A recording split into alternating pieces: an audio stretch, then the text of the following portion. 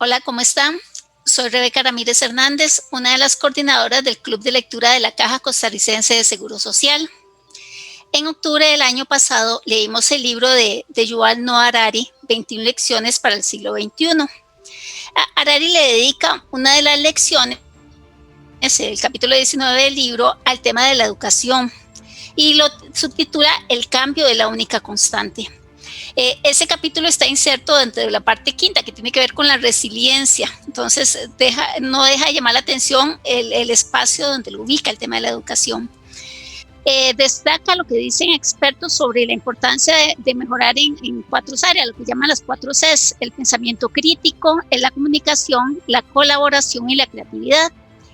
Habla de la importancia de prepararse para el cambio constante y por otra parte, para conocernos nosotros mismos, porque de pronto nos conocen mucho las redes sociales, las grandes corporaciones con toda la información que damos, y nosotros nos perdemos en eso, en lo que tratamos de mostrar y la información que damos y lo que en el fondo realmente somos. Con todo este tema de la educación, invitamos a Catherine Barquero Mejías, quien es investigadora del programa Estado de la Nación y forma parte del equipo técnico que elaboró el 7º informe del Estado de la Educación del 2019.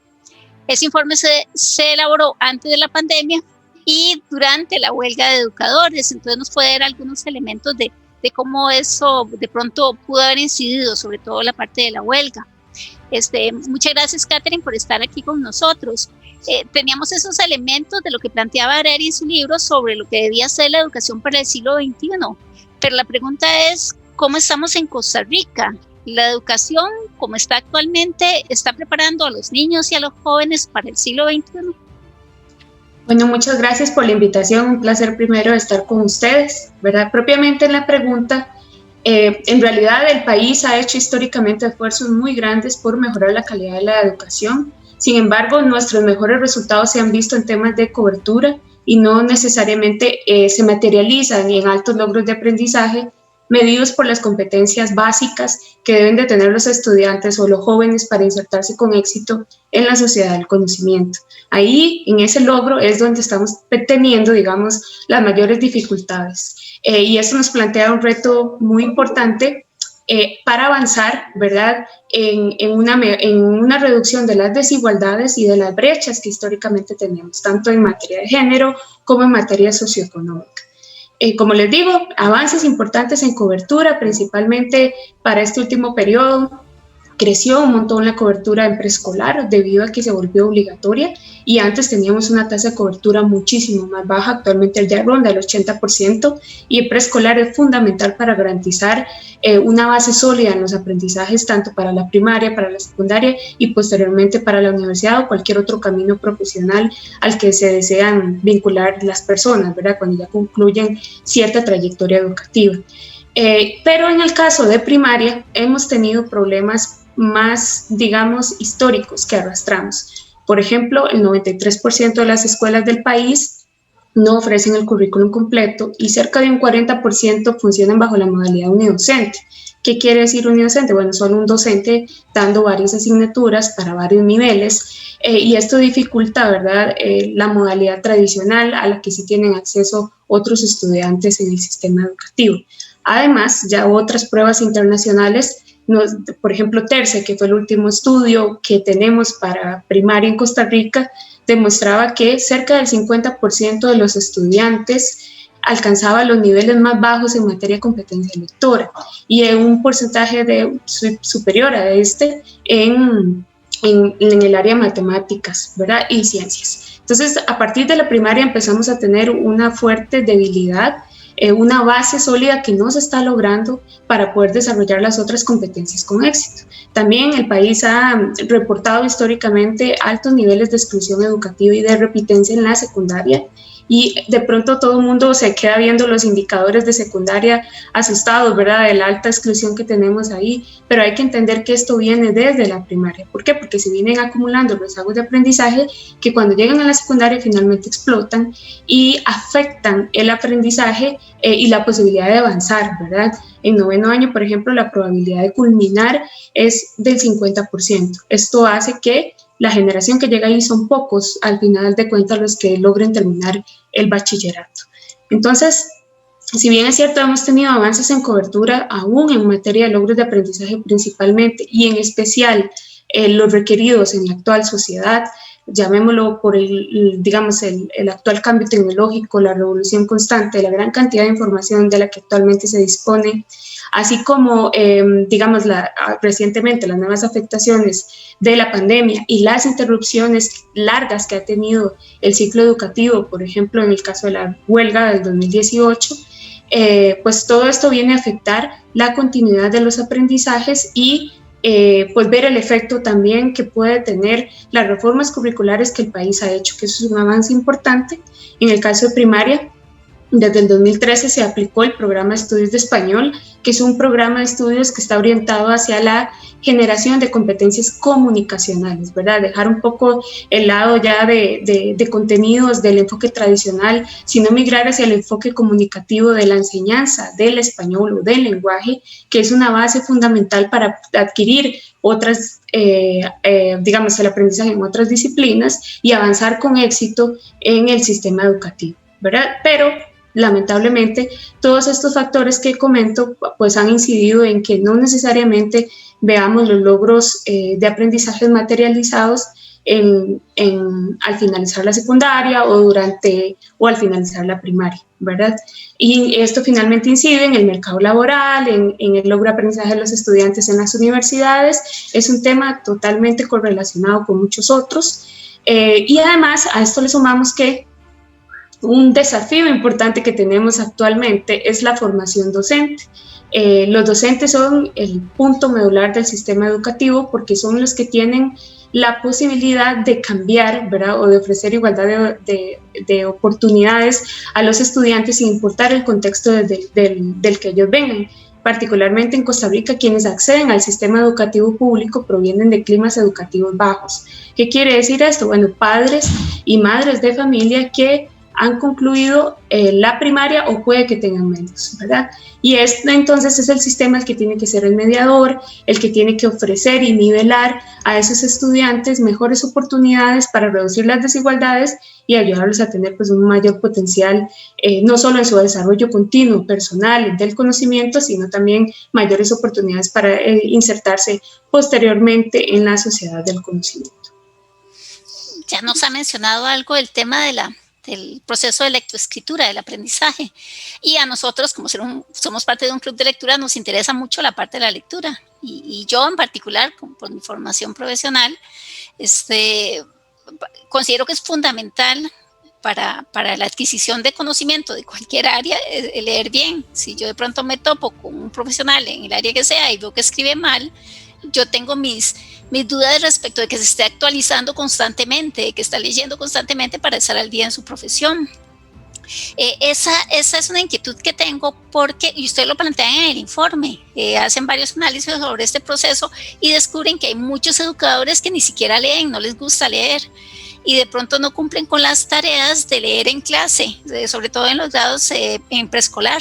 Que esa es la forma en que van motivando a los niños a interesarse por los libros, por la lectura, por las historias que cuentan estos libros. Supongo que mucho de lo que se ve en el informe, en este informe del 2019, ha salido en los resultados de las pruebas internacionales, tanto las que mencionaba ahora como las pruebas PISA, que es para secundaria. ¿Qué nos dice de eso, de los resultados de Costa Rica en esos temas, sobre todo pensando en la parte de la lectura, no tanto en ciencias y matemáticas, sino en la parte de español, de comprensión de lectora? Claro, bueno, como usted bien nos señaló, ¿verdad? La competencia lectora, y como lo hemos documentado en el informe y en múltiples investigaciones en la literatura internacional, la competencia lectora es la base del saber, es el pilar fundamental del aprendizaje, y es el que permite dos cosas: continuar y potenciar el desarrollo del conocimiento de las personas y, en segundo lugar, avanzar con éxito, sin interrupciones en el sistema educativo. ¿Por qué? Porque si usted aprende mal a leer, ¿verdad?, o no desarrolla un adecuado nivel de competencia lectora, el aprendizaje integral de cualquier otra área en la que usted quiera involucrarse va a ser más complejo.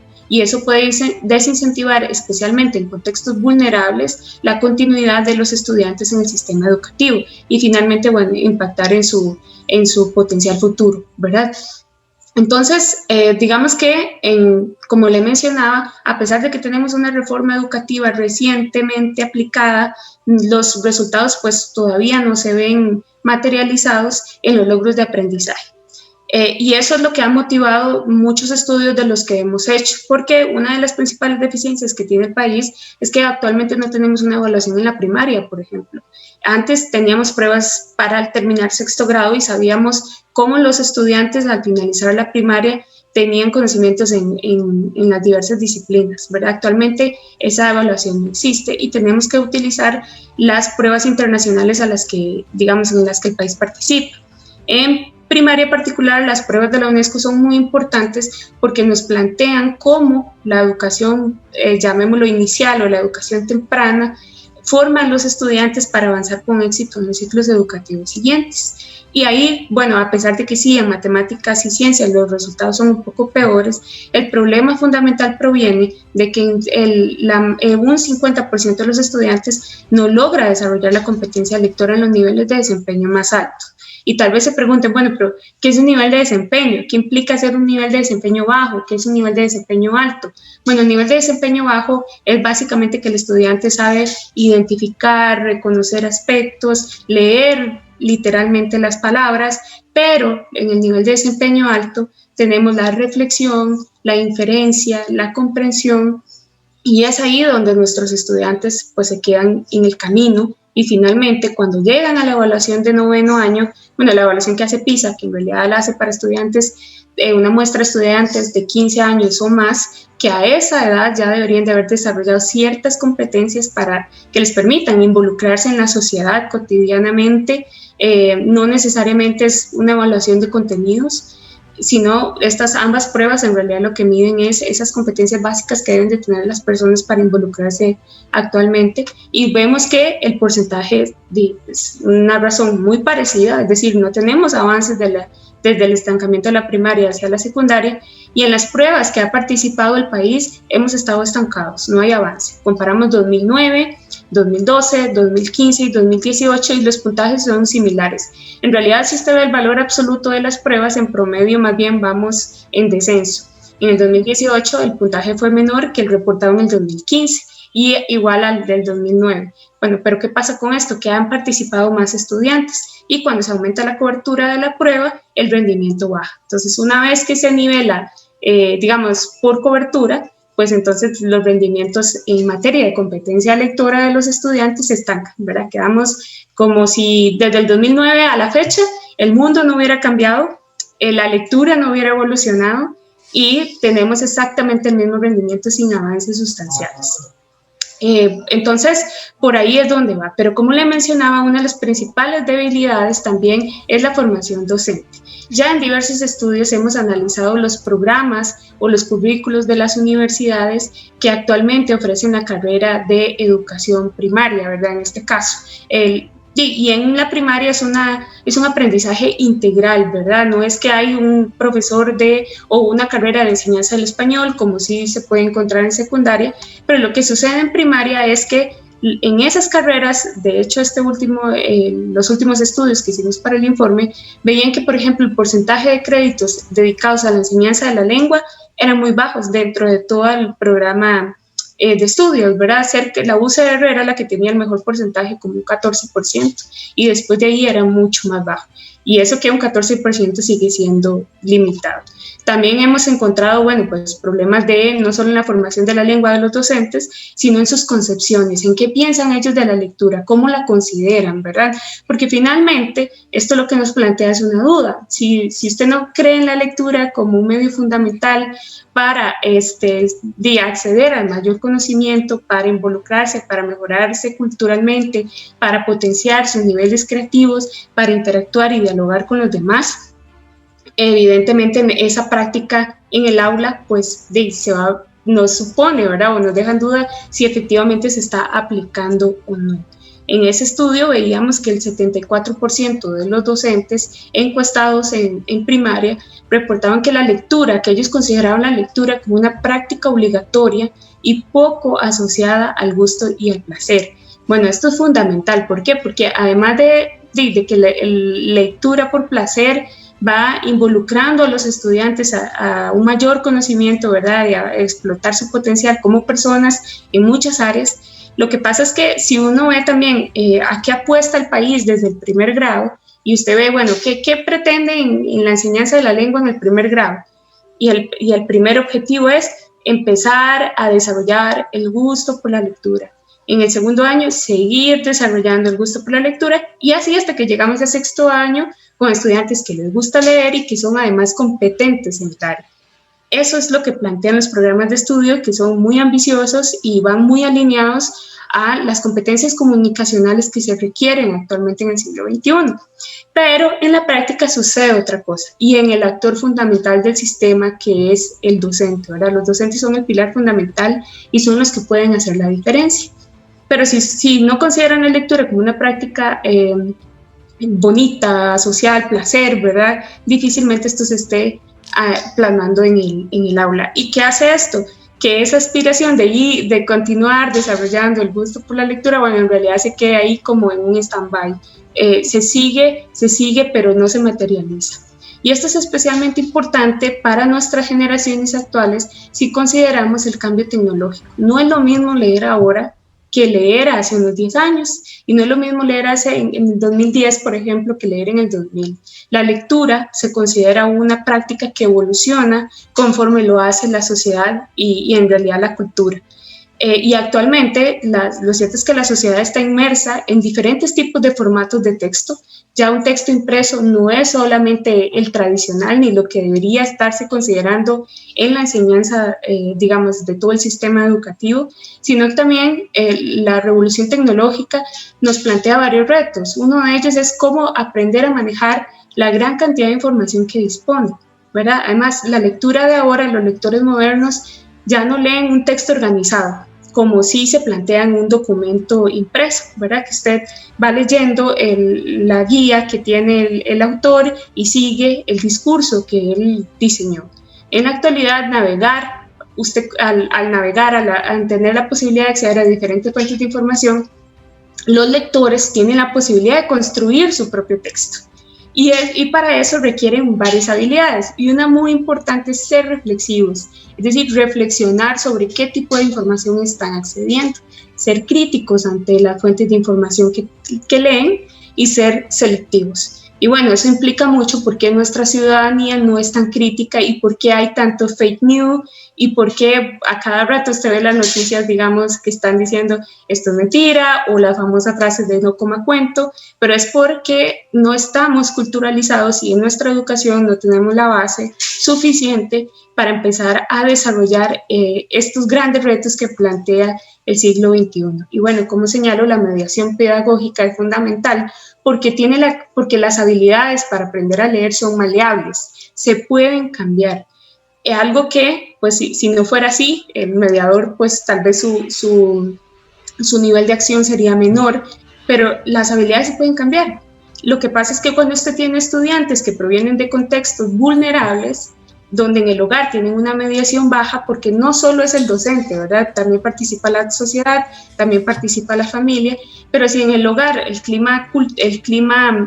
capital cultural es bajo, es decir, pocos libros en la casa, pocos acceso a medios electrónicos, entre otras cosas, ¿verdad? Si ese capital cultural es bajo, ¿cómo se va a empezar a desarrollar esa facilidad o esa oportunidad de leer? Mientras que en el sistema educativo sí tenemos la oportunidad de cambiar la realidad que muchos de ellos tienen en las aulas. A esto le sumamos que en preescolar, como usted bien mencionaba, tenemos ya debilidades en materia de lectoescritura emergente, ¿verdad? Entonces, no es solo que en la secundaria llegamos con bajos logros de aprendizaje en materia de competencia lectora, y no solo es que durante los 6 años de primaria tampoco se logran establecer bases sólidas, sino que desde preescolar la lectura emergente tampoco tiene mucho éxito en el aprendizaje. ¿Por qué? Bueno, porque primero una de las limitantes que tiene el ciclo es que tiene muy pocas horas, ¿verdad? Los estudiantes apenas tienen 3 horas en su dinámica de aprendizaje, de las cuales las 3 horas no están dedicadas solamente a la lectura, quizás una de las tantas actividades que tienen que desarrollar en ese tiempo. Y además, también tenemos docentes que tampoco son muy, digamos, tuvieron una formación profesional que la formara como investigadoras. En general, en toda la formación profesional docente, el área de investigación es muy débil, y eso implica que, bueno, que el docente, pues, la investigación y la lectura están muy asociadas. De hecho, uno podría considerar la lectura como una forma de investigar también, ¿verdad? Entonces, esto va afectando definitivamente las prácticas de aula y sobre todo las aspiraciones de política educativa en materia curricular que el país tiene plasmadas en el papel, ¿verdad? Que finalmente pasar del papel a la práctica es donde tenemos el reto más importante, y es por eso que hemos señalado la necesidad de mejorar la formación docente, que las universidades estén más comprometidas con eso, que haya un diálogo consecuente y recurrente entre el MEP y las universidades para establecer el perfil idóneo que se requiere actualmente para enseñar. Muchas universidades dicen, bueno, es que el MEP no tiene cuál es el perfil de español o el de docente de primaria, pero está en el programa de estudios. Nosotros para el informe pasado, con un experto en lengua, porque trabajamos con una red de investigadores y expertos en el área, construimos ese perfil, ¿verdad? Y lo construimos, la gente podría decir en tiempo récord, porque el periodo de investigación fue corto, y las universidades tienen un reto fundamental que no pueden decir que no está. O sea, si usted toma el programa de estudios, que además debe ser la base para la formación de los docentes, porque es lo que finalmente ellos llegan a enseñar a las aulas, y muchos de hecho mencionaban que no conocían el programa de estudios o que nunca lo vieron en la universidad. Entonces, si ya a partir de ahí hay un desconocimiento y le sumamos todas estas debilidades de formación que hay, cuando llegamos a la práctica los retos son enormes, y por eso el MEP tiene un reto enorme, que es empezar a capacitar al docente. Y las capacitaciones pues tampoco han sido, digamos, han tenido el impacto tan deseado. ¿Por qué? Porque no solo se trata de una cosa, es una cuestión integral que se arrastra desde la formación que ellos tienen. Entonces también en materia, por eso el país está avanzando en la formación de ese perfil, ¿verdad?, de los criterios de selección. También hay que mencionar que en este país las personas que desean ingresar a una carrera de educación no tienen que acceder a ninguna prueba de idoneidad, ni en universidades públicas ni en universidades privadas. En realidad en las públicas hay una prueba de admisión que es estandarizada para todos, independientemente si usted quiere ser médico o quiere ser educador, pero no está culturalizada, ¿verdad?, o enfocada hacia la vocación docente.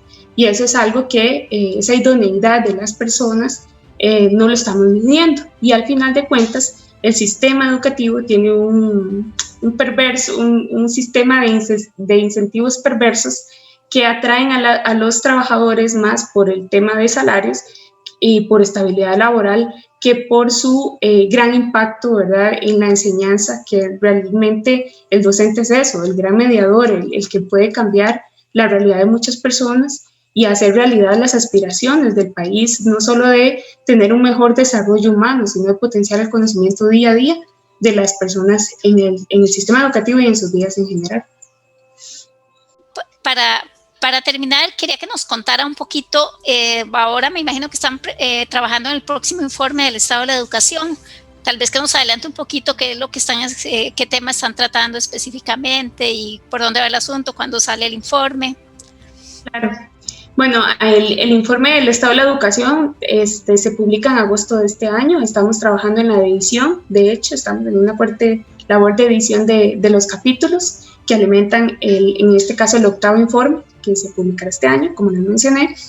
Y bueno, una cuestión importante a mencionar es que el informe va a tener una nueva estructura. Ya no vamos a encontrar la forma tradicional de los capítulos que actualmente ustedes pueden consultar en los diversos informes que tenemos, sino que ahora vamos a tener pues puntos medulares, digamos, llamámoslo así, miradas en profundidad, que apuntan a 3 temas estratégicos orientados a la mejora de la calidad educativa.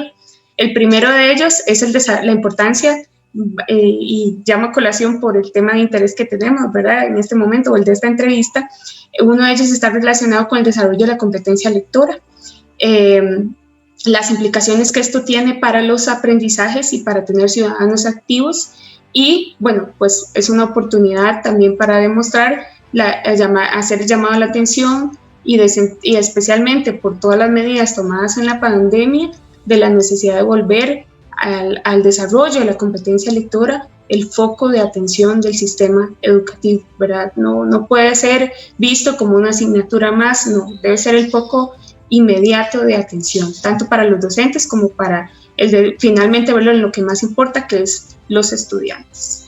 Luego tenemos otro capítulo dedicado al liderazgo pedagógico de los directores, porque esos son un actor fundamental del sistema que puede mejorar la calidad de la enseñanza también entre muchas vías. Y el otro, las competencias digitales docentes, que están muy relacionadas con la alfabetización digital que requieren los estudiantes actualmente para poder ser lectores competentes, ¿verdad?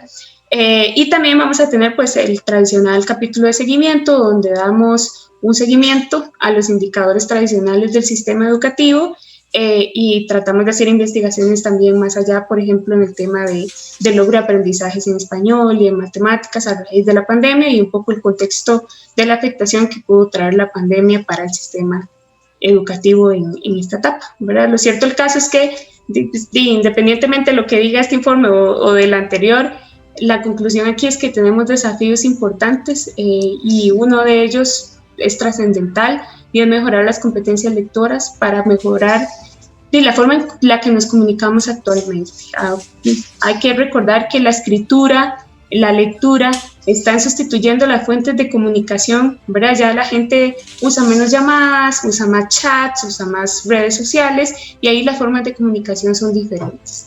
Entonces, bueno, tenemos un importantísimo desafío en esa línea, y esperamos conversar con ustedes cuando ya tengamos los hallazgos de este nuevo informe que ya salga, ¿verdad? Donde estamos desarrollando, como les mencionaba, toda esta área de la competencia lectora y sus implicaciones para el éxito escolar, y la trayectoria exitosa de los estudiantes en todo el sistema educativo. Bueno, muchas gracias, Catherine. Yo en lo personal voy a estar esperando ansiosamente ese informe, porque a mí me encanta leerlos. Aprendo montones cada vez que los recibo.